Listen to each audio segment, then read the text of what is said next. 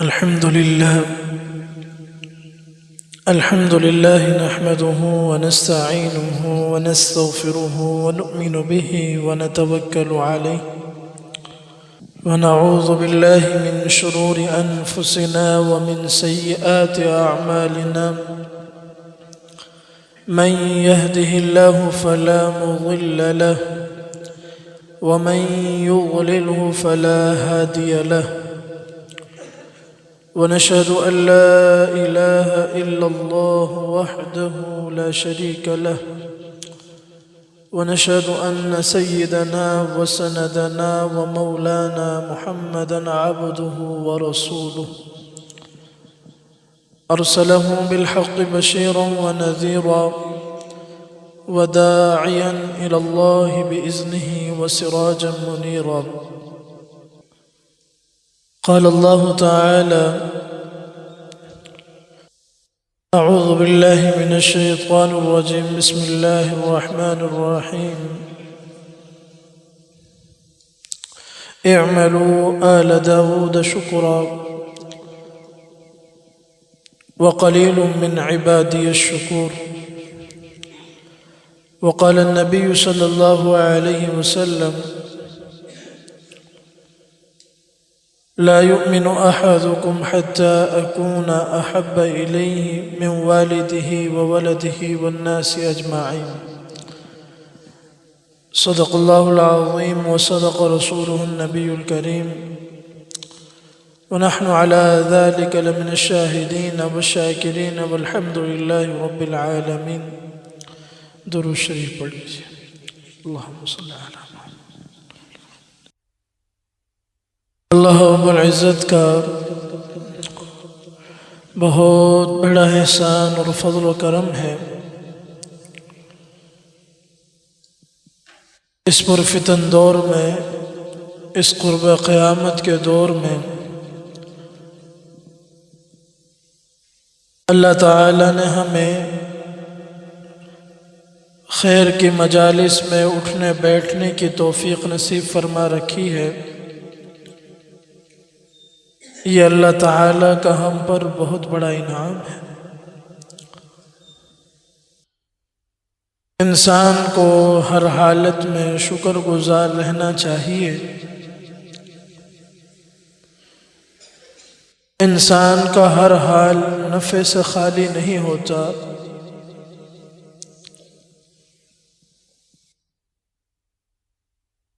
بیماری تکلیف میں بھی انسان کو آخرت کی بھلائیاں ملتی ہیں.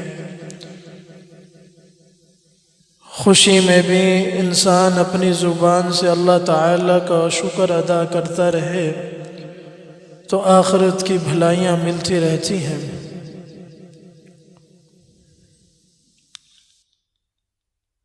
ہمارے حضرت ڈاکٹر نعیم اللہ صاحب دامت برکاتہم العالیہ فرمانے لگے، مجھے کمر کی تکلیف کا عارضہ ہوا.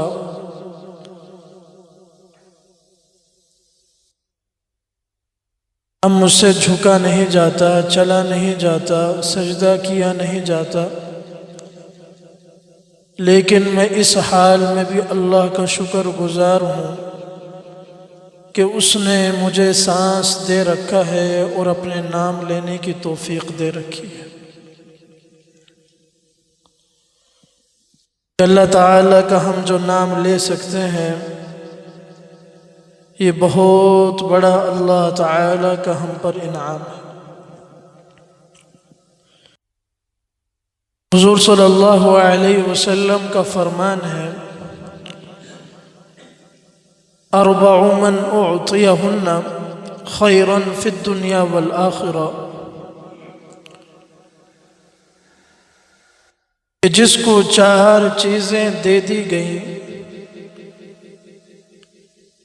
فرمایا اللہ رب العزت نے اسے دنیا و آخرت کی بھلائی دے دی. اللہ کے حبیب صلی اللہ علیہ وسلم نے اس میں سب سے پہلی چیز کا ذکر فرمایا قلب شاکر،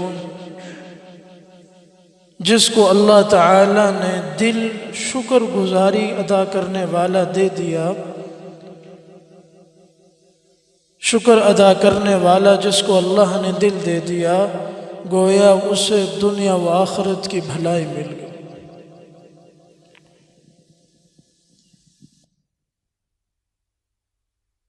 انسان اپنے ہر عمل میں اللہ تعالیٰ کا شکر گزار رہے، اس کے بہت سے فوائد اسے ملتے رہتے ہیں۔ کہ انسان اپنے عمل خیر میں اللہ تعالیٰ کا شکر گزار رہے، اے اللہ کہ تو نے مجھے نیک عمل کرنے کی توفیق سے نوازا، میں تیرا شکر گزار ہوں۔ تو امید ہے اللہ تعالیٰ سے کہ جب آدمی شکر گزار بنتا ہے تو اس کے اعمال قبول ہوتے ہیں، اور جب اعمال قبول کرنے کے لیے آدمی فکر کرتا ہے، شکر گزاری ادا کرتا ہے، تو اللہ تعالیٰ کا قرآن میں بھی فرمان ہے لَإِن شَكَرْتُمْ لَأَزِيدَنَّكُمْ، اگر تم شکر ادا کرو گے اللہ تعالیٰ تمہیں زیادہ دے گا۔ تو فرمایا ایک عمل خیر پہ شکر ادا کرنے سے اللہ تعالیٰ دوبارہ عمل کرنے کی توفیق دے گا، کہ انسان کو دوبارہ عمل کرنے کی توفیق ملے گی۔ اور اسی طرح اللہ تعالیٰ قرآن میں فرماتے ہیں ما يفعل اللہ بعذابکم ان شکرتم، کہ جو آدمی اللہ تعالیٰ کا شکر ادا کرتا رہے گا اللہ تعالیٰ اس سے مصائب کو دور فرماتے رہے، اس سے مصائب دور ہو جائیں گی، تکلیفیں دور ہو جائیں گی۔ اور اسی طرح اللہ تعالیٰ نے قرآن میں فرمایا وَسَنَجْزِي الشَّاكِرِينَ، عن قریب ہم بدلہ دیں گے شکر ادا کرنے والوں، جزا دیں گے شکر ادا کرنے والوں۔ تو اس سے بھی اللہ تعالیٰ نے ہمیں یہ سبق دے دیا کہ ہم شکر گزاری والی زندگی گزاریں، انشاءاللہ اس کی جزا ہمیں ملے گی۔ اللہ تعالیٰ نے حضرت داؤد علیہ السلام کو، ان کے اہل و عیال کو بڑی نعمتوں سے نوازا۔ قرآن مجید میں بھی اللہ تعالیٰ نے ان کو حکم دیا جس کا تذکرہ ہمیں ملتا ہے اعملوا آل داؤد شکرا، کہ تم نیک عمل کرتے رہو اور اللہ تعالیٰ کا شکر ادا کرتے رہو۔ اور آگے فرمایا قلیل من عبادی الشکور، کہ شکر ادا کرنے والے اللہ تعالیٰ کے بہت کم ہوتے۔ حضرت شیخ سعدی رحمہ اللہ تعالی نے گلستان میں اپنا واقعہ لکھا، فرماتے ہیں کہ ایک زمانہ میرے اوپر ایسا گزرا کہ میں رستوں میں چلتا تھا، میرے پاؤں میں جوتے نہ ہوتے مشکل ہوتی، اور میرے پاس اتنا خرچہ نہ تھا، اتنی قدرت نہ تھی کہ میں جوتا خرید لیتا۔ اسی تنگی میں کوفہ کی جامعہ مسجد میں داخل ہوا، میری نظر ایک شخص پہ پڑی کہ جس کے پاؤں ہی نہیں تھے۔ میں شکر کے مارے اللہ کے سجدے میں گر گیا، اے اللہ تو نے مجھے اتنی بڑی نعمت سے تو نواز رکھا ہے کہ مجھے چلنے کے لیے پاؤں دے رکھے، اب میرے پاس جوتا نہیں ہے، اس تکلیف میں صبر کروں، انشاءاللہ اللہ مجھے بے شمار اس کا اجر عطا فرمائے۔ اور اسی طرح آپ حضرات علماء سے سنتے ہوں گے، مطالعہ کرتے ہوں گے، کتابوں میں پڑھتے ہوں گے کہ قوم سبا کو اللہ تعالیٰ نے حکم دیا کلوا من رزق ربکم واشکروا لہ، کہ تم اپنے رزق سے کھاتے رہو جو تمہارا رب تمہیں دے، اور اس کا شکر ادا کرتے رہو۔ قوم سبا کے حوالے سے اللہ تعالیٰ نے قرآن میں ایک منظر بیان کیا کہ انہیں اللہ تعالیٰ نے نعمتوں کے باغات عطا فرمائے، کہ ایک عورت اپنے سر پہ ٹوکری لے کے نکلتی، باغ پورا نہ ہوتا، اس کی ٹوکری پھلوں سے بھر جاتی بغیر توڑے۔ لیکن کیا ہے، فَأَعْرَضُوا فَأَرْسَلْنَا عَلَيْهِمْ، لیکن وہ اللہ تعالیٰ کی نعمتوں سے اعراض کرتے رہے، ناشکری کرتے رہے، اللہ تعالیٰ کا عذاب ان کے اوپر آ گیا۔ اس لیے ہم اللہ تعالیٰ کے شکر گزار رہیں۔ جب ہم شکر گزار رہیں گے اللہ کی نعمتیں بڑھتی رہیں۔ ہمارے ہاں ایک جملہ بولا جاتا ہے، میں دعویٰ نہیں کرتا کہ سب نے سنا ہوگا، لیکن ہم نے سنا ہے۔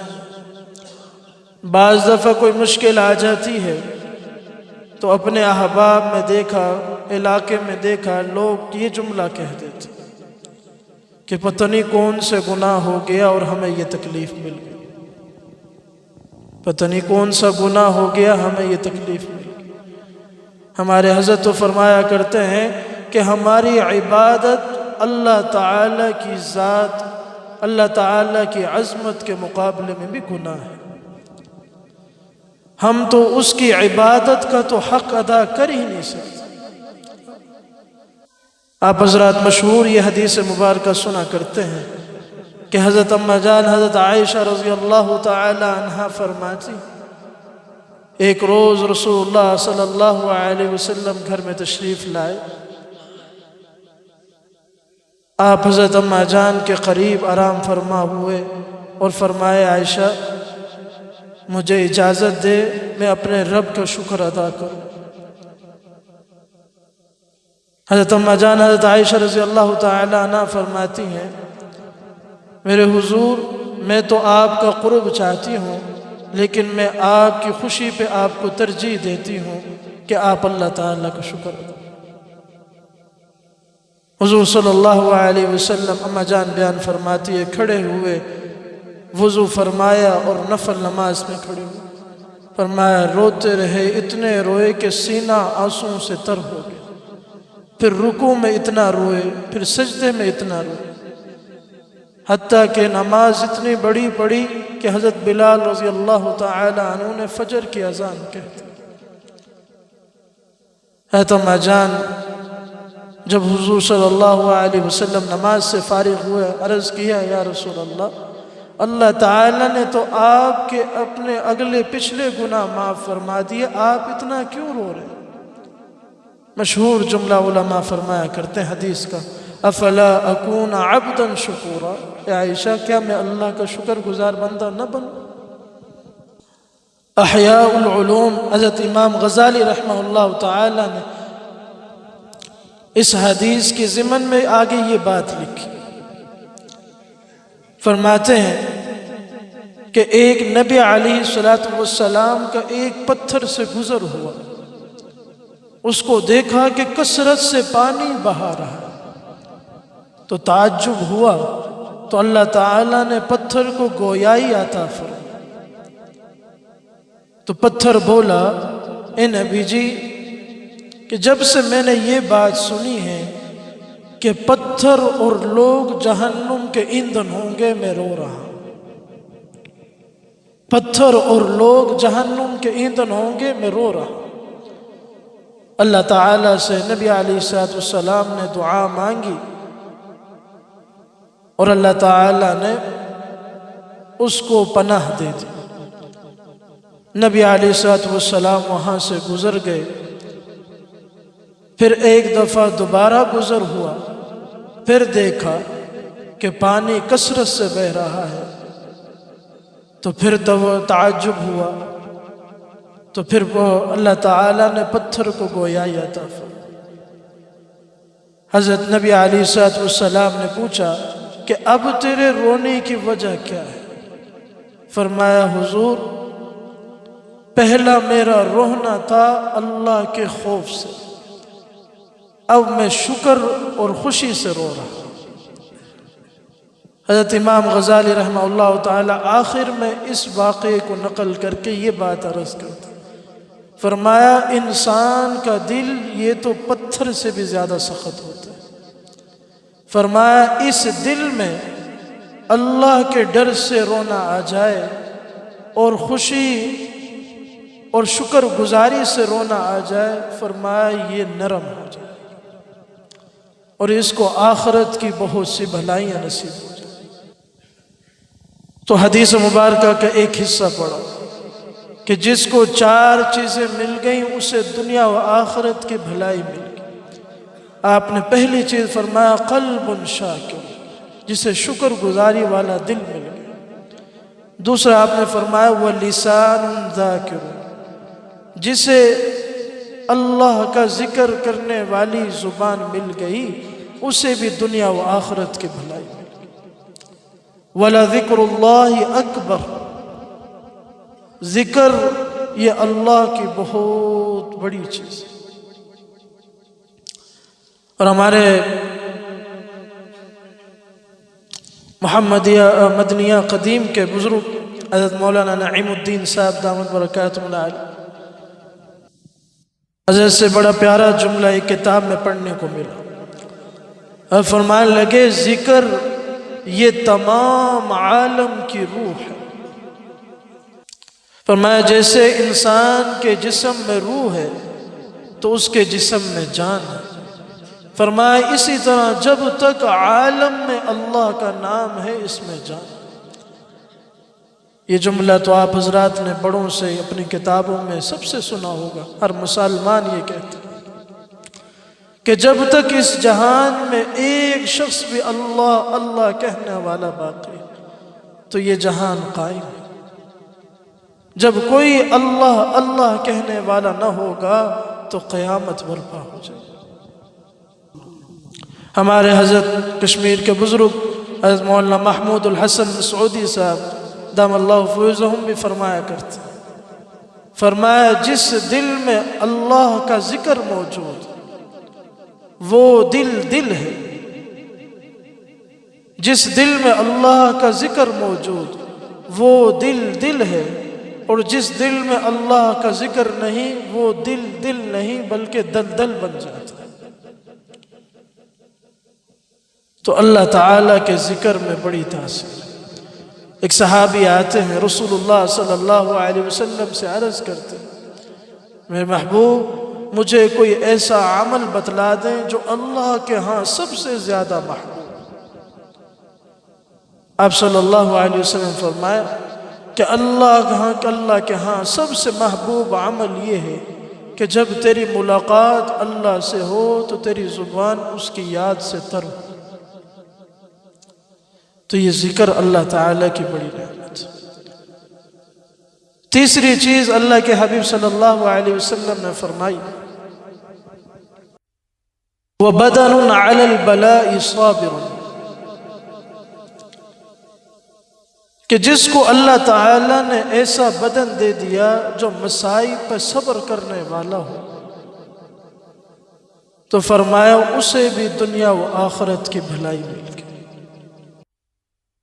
ہمارے حضرت مفتی حسن صاحب رحمہ اللہ تعالی فرمایا کرتے تھے، بانی جامع اشرفیہ، فرمایا جیسے ہمارے اوپر 5 وقت کی نمازیں فرض، اسی طرح اللہ ہمیں جس حال میں رکھے اس پر راضی رہنا ہم پر فرض ہے۔ اور آخری چیز جو رسول اللہ صلی اللہ علیہ وسلم نے فرمائی کہ وَزَوْجَةٌ لَا تَبْغِيهِ خَوْنًا فی نفسہا ولا مالہ، کہ جس کو اللہ ایسی بیوی دے دے